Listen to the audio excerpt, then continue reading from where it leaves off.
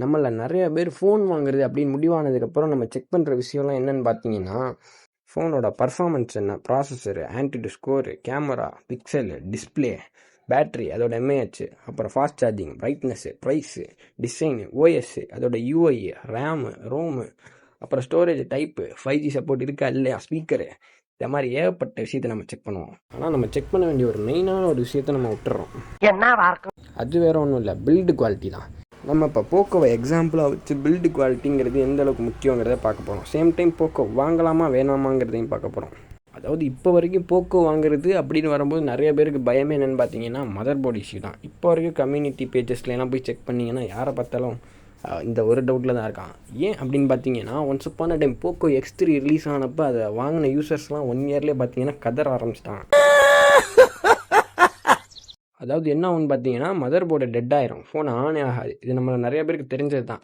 அதாவது எப்படி இது எதனால அப்படின்னு பார்த்தீங்கன்னா, இது பில்டு குவாலிட்டி தான் இதில் மெயின் கான்செப்டாகவே இருக்குது. அதாவது மதர் போர்டில் இருக்கக்கூடிய அந்த தெர்மல் ஆர் ஹீட் மேனேஜ்மெண்ட், இது மோஸ்ட்லி போக்கோ M3 X3 இந்த ஸ்மார்ட் ஃபோன்லாம் ஹெவியாகவே இருந்துச்சு இந்த ப்ராப்ளம்.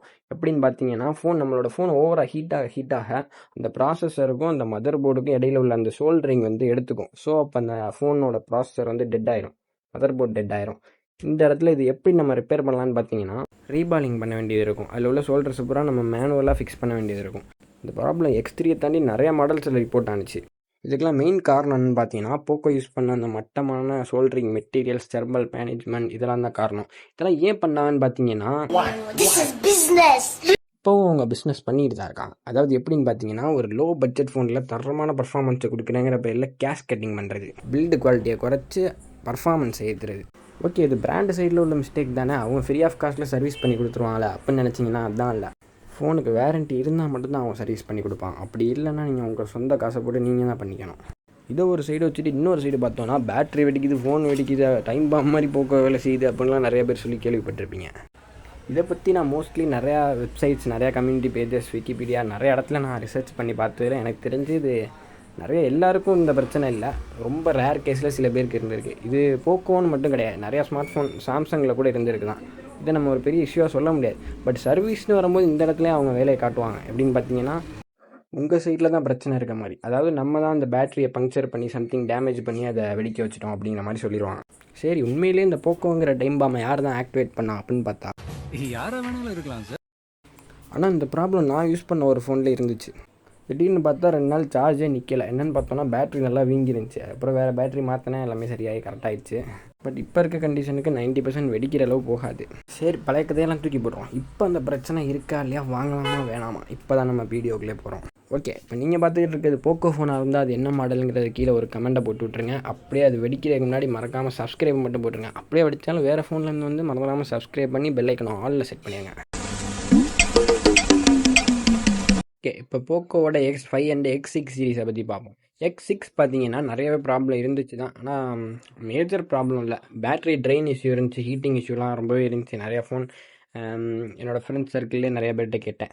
பட் போக்கோ X5 பொறுத்தளவில் அந்தளவுக்கு எதுவும் இஷ்யூ இல்லை, அது ஓரளவுக்கு ஓகே தான். இந்த 2 ஃபோன்லேயுமே மதர் போர்டு இஷ்யூ அப்படின்னு குறிப்பிட்ட அளவில் எந்த ஒரு பெரிய விதமான கம்ப்ளைண்ட்ஸும் வரல. ஸோ மோஸ்ட்லி சேஃப் தான் அந்த ஃபோனு. அடுத்து இப்போ கரண்ட் அவைலபிளாக இருக்கக்கூடிய X7 சீரீஸில் எல்லாம் பார்த்தீங்கன்னா ஓரளவு ஓகேவாக தான் பண்ணியிருக்கான். பில்டு குவாலிட்டி அந்தளவுக்கு சொல்லிக்கிற அளவுக்கு இல்லை, பட் ஹீட் மேனேஜ்மெண்ட்டு, பேட்ரி பேக்கப்லாம் ஓரளவுக்கு பரவாயில்ல இதுக்கு முன்னாடி உள்ள ஃபோன்ஸோட கம்பேர் பண்ணும்போது அப்படின்னு மட்டும் நினச்சிடாங்க. ஏன்னா போக்கோ X3யில் பார்த்தீங்கன்னா கிட்டத்தட்ட ஒரு 1.5 வருஷத்துக்கு அப்புறம் தான் இந்த பிரச்சனை அதிகமாக வரவே ஆரம்பிச்சிச்சு. லேட்டாக தான் இது ஆரம்பிக்கும். அடுத்து M சீரீஸ், இது லோ பட்ஜெட் சீரீஸ் தானே, பர்ஃபார்மன்ஸ் அந்தளவுக்கு ஹெவியாக இருக்காது, ஹீட்டிங் மேனேஜ்மெண்ட்லாம் அவ்வளோ நல்லா இருக்குமா ப்ரோ அப்படின்னு கேட்டிங்கன்னா, M3யில் இருந்துச்சு இந்த ப்ராப்ளம், ஹெவியாகவே இருந்துச்சு. ஸோ இப்போ உள்ள மாடல்ஸ் M6, M5 இதெல்லாம் நான் மோஸ்ட்லி செக் பண்ண வரையும் மதர் போர்டு இஷ்யூ அப்படின்னு சொல்கிற அளவுக்கு எதுவும் இல்லை, ஓரளவுக்கு சேஃப்னு தான் சொல்லுவேன். மற்றபடி நான் விசாரிச்ச வரையும் M6லலாம் பார்த்தீங்கன்னா ஹீட்டிங் இஷ்யூ இருக்குங்கிற மாதிரி தான் கேள்விப்பட்டேன். ஸோ போக்கோவில் இது ஒரு 2-in-1 ஆப்ஷனாக யோசிச்சுக்கோங்க, அதாவது அயன் பாக்ஸாகவும் யூஸ் பண்ணிக்கலாம்.